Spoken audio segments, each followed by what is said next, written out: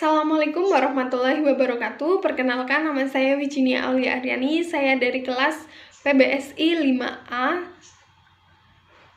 Saya NIM 11. Di sini saya akan menjelaskan tentang pengertian belajar, ciri-ciri belajar, tipe belajar, sistematika jenis belajar, taksonomi kategori belajar, teori belajar behaviorisme menurut Tardik dan Skinner, teori Pavlov, dan Bandura.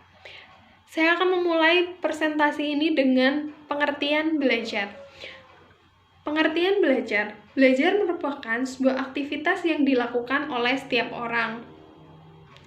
Belajar yang dimaksud dalam hal ini bukan hanya belajar secara textbook, namun juga belajar dengan non-book. Banyak pendapat yang dikemukakan oleh para ahli tentang apa yang dimaksud dengan belajar.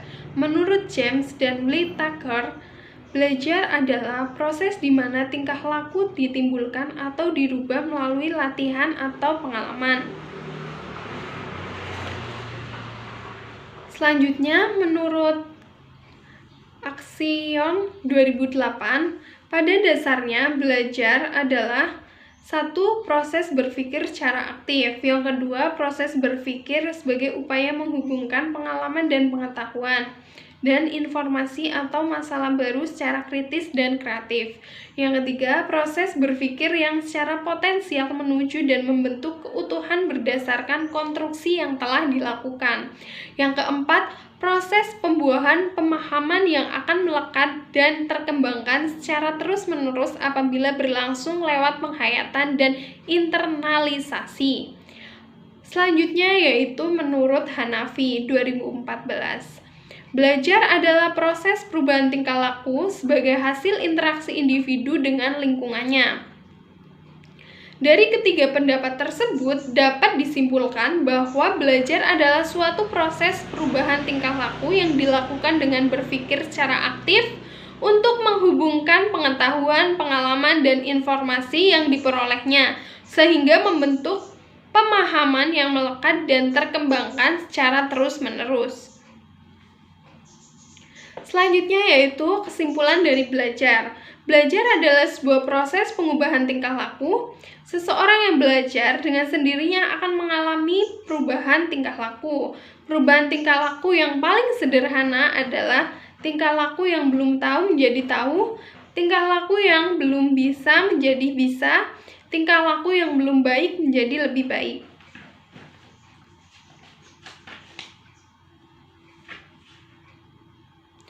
Dalam melakukan proses berpikir itu, seseorang melakukan perubahan dan penghubungan antara pengetahuan, pengalaman dengan berbagai informasi yang telah diperolehnya. Semakin banyak pengetahuan, pengalaman, dan informasi yang dimiliki oleh seseorang, maka akan semakin baik proses berpikir yang dilakukan, sehingga menghasilkan pemahaman yang lebih baik. Yang kedua yaitu ciri-ciri belajar. Ciri-ciri belajar, seseorang yang dalam belajar memiliki ciri-ciri tertentu. Beberapa ciri diantaranya adalah sebagai berikut. 1. Adanya kemampuan baru atau perubahan. Yang kedua, adanya perubahan yang bersifat tetap dan disimpan. Yang ketiga, adanya usaha. Yang keempat, adanya interaksi dengan lingkungan. Beberapa faktor pendorong perubahan pada manusia antara lain: 1. Adanya rasa ingin tahu. Yang kedua, adanya keinginan untuk menguasai ilmu pengetahuan dan teknologi. Yang ketiga, adanya kebutuhan yang harus dipenuhi. Yang keempat, adanya kebutuhan untuk melaksanakan penyempurnaan dari apa yang telah diketahuinya. Yang kelima, adanya keinginan untuk mampu bersosialisasi. Yang keenam, adanya keinginan untuk meningkatkan intelektualitas. Yang ketujuh, adanya keinginan untuk mencapai cita-cita yang diinginkan.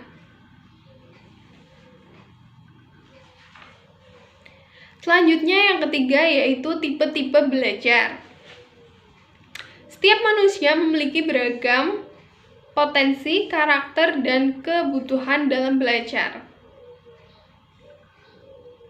Karena itu, banyak tipe belajar yang dilakukan manusia.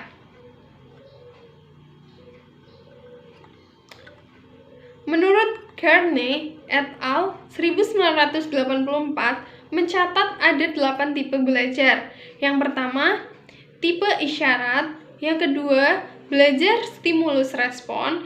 Yang ketiga, belajar merangsang dan merantaikan. Yang keempat, belajar asosiasi verbal.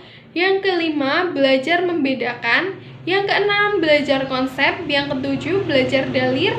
Dan yang kedelapan adalah belajar memecahkan masalah.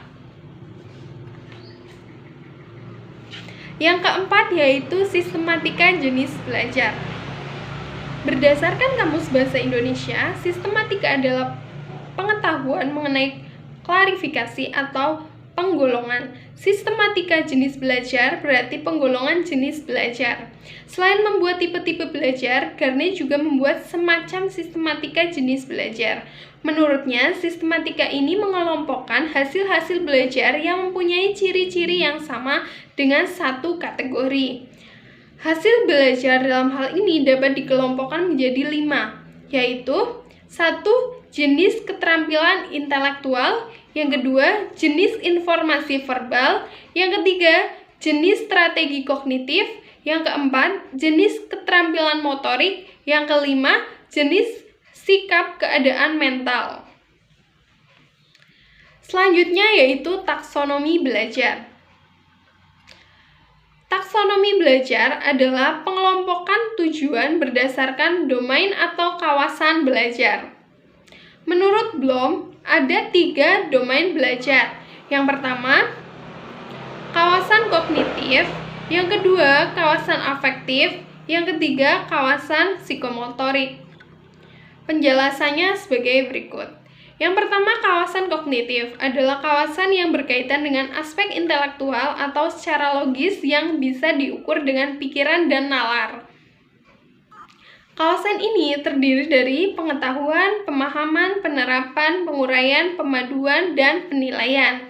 Yang kedua yaitu kawasan afektif. Kawasan afektif ini kawasan yang berkaitan dengan aspek emosional seperti perasaan, minat, dan sikap. Kawasan ini terdiri dari penerimaan, sambutan, penilaian, pengorganisasian, dan karakterisasi. Yang ketiga yaitu kawasan psikomotor. Kawasan yang berkaitan dengan aspek keterampilan melibatkan fungsi syaraf dan otot dan fungsi psikis. Kawasan ini terdiri dari menyiapkan, meniru, membiasakan, dan mengadaptasi. Selanjutnya yaitu teori belajar tentang belajar menurut Thorndike dan Skinner. Yang pertama, teori belajar tingkah laku behavioristik. Teori belajar behavioristik merupakan teori belajar yang lebih mengutamakan pada perilaku siswa sebagai berikut. Teori adanya stimulus dan respon menurut Nahar 2006. Teori belajar behavioristik adalah teori yang mempelajari tentang perkembangan intelektual mental individu. Menurut Sapani dan kawan-kawan 2015. Di dalamnya terdapat 2 hal. Yang pertama, uraian tentang apa yang terjadi dan diharapkan terjadi pada intelektualitas. Yang kedua, uraian tentang kegiatan intelektual anak mengenai hal-hal yang bisa dipikirkan pada usia tertentu. Selanjutnya yaitu teori belajar menurut Thorndike. Menurut Thorndike, belajar akan berlangsung pada diri siswa jika siswa berada dalam 3 macam hukum belajar. Yang pertama, hukum kesiapan belajar. Yang kedua, hukum latihan. Yang ketiga, hukum pengaruh. Hukum kesiapan menjelaskan kesiapan seseorang anak dalam melakukan suatu kegiatan. Seorang anak yang mempunyai kecenderungan untuk bertindak atau melakukan kegiatan tertentu, kemudian melakukan kegiatan tersebut, maka tindakannya akan melahirkan sebuah kepuasan bagi dirinya. Hukum latihan menyatakan bahwa jika hubungan stimulus-respon sering terjadi, akibatnya hukuman akan semakin kuat.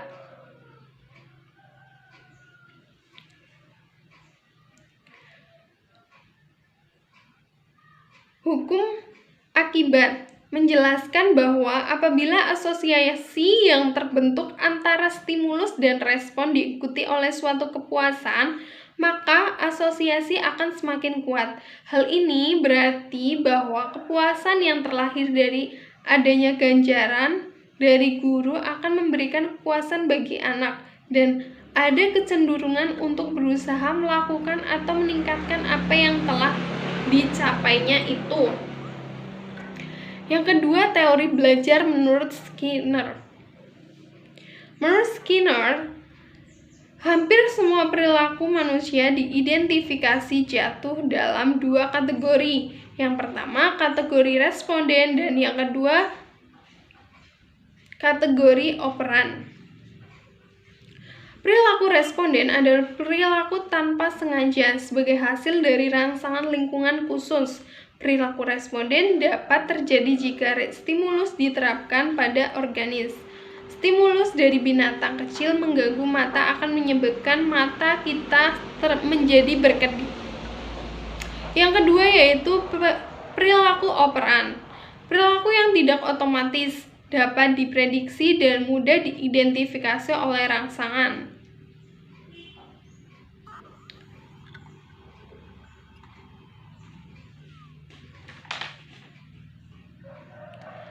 Selanjutnya yaitu teori belajar menurut Pavlov.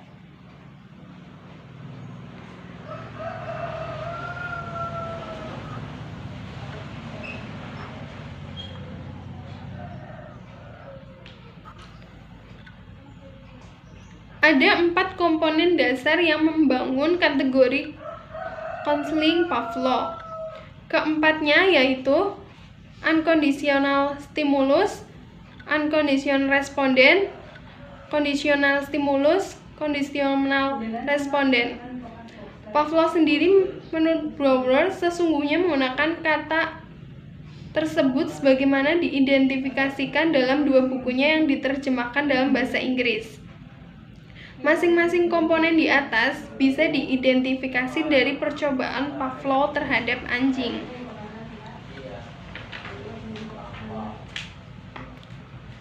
Contohnya yaitu Julien, seseorang pengacara di sebuah firma hukum, mempunyai perilaku fobia terhadap kegelapan malam. Ia menyusun jadwalnya sedemikian rupa sehingga pada saat menjelang malam ia sudah berada di apartemennya. Ia juga selalu menolak diajak keluar malam. Penyebabnya karena pada suatu malam ketika sedang berjalan sendirian, ia pernah diserang oleh laki-laki yang tidak dikenal. Contoh kedua yaitu seorang menjadi lapar ketika berada di dapur atau melihat kulkas. Selanjutnya yaitu teori belajar menurut Bandura. Albert Bandura banyak terjun dalam pendekatan teori pembelajaran untuk meneliti tingkah laku manusia dan tertarik pada nilai eksperimen. Sejak tahun 1986, Albert Bandura sangat terkenal dengan teori pembelajaran sosial yang merupakan perluasan dari teori belajar perilaku yang tradisional atau behavioristik. Teori ini menerima beberapa bagian besar dari prinsip belajar perilaku, tetapi memberikan lebih banyak penekanan pada kesan, isyarat, dan proses mental internal.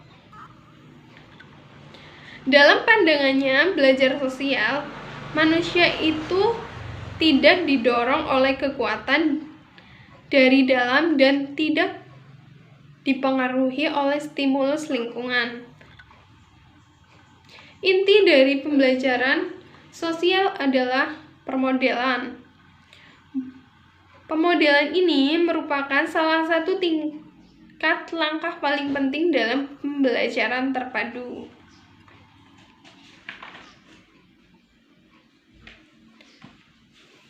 Menurut Bandura, perlakuan seseorang adalah hasil interaksi faktor dalam diri atau kognitif dan lingkungan. Pandangan ini menjelaskan bahwa beliau telah mengemukakan teori pembelajaran peniruan. Dalam teori ini, beliau telah menjalankan kajian bersama Walter terhadap perlakuan anak-anak apabila mereka menonton orang dewasa memukul, mengetuk dengan palu besi, dan menumbuk sambil menjerit-jerit. Setelah menonton video, anak-anak ini diarahkan untuk bermain di suatu tempat. Kemudian, mereka meniru aksi-aksi yang dilakukan oleh orang yang mereka tonton. Berdasarkan teori ini, terdapat beberapa cara peniruan, yaitu meniru secara langsung. Contohnya, guru membuat demonstrasi cara membuat kapal terbang kertas, dan pelajar meniru secara langsung.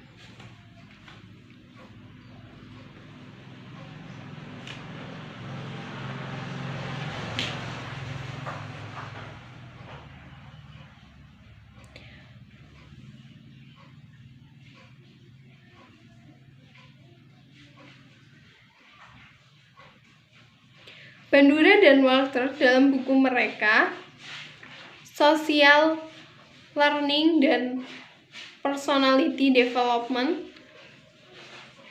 menekankan bahwa hanya dengan memperhatikan orang lain, pembelajaran dapat dipelajari. Mengingat adalah perekaman peristiwa dalam sistem ingatan subjek. Reproduksi gerak adalah kemampuan subjek untuk menunjukkan keterampilan tertentu setelah subjek itu mengetahui atau mempelajari tingkah laku model. Motivasi adalah penggerak individu untuk terus melakukan sesuatu. Menurut Bandura.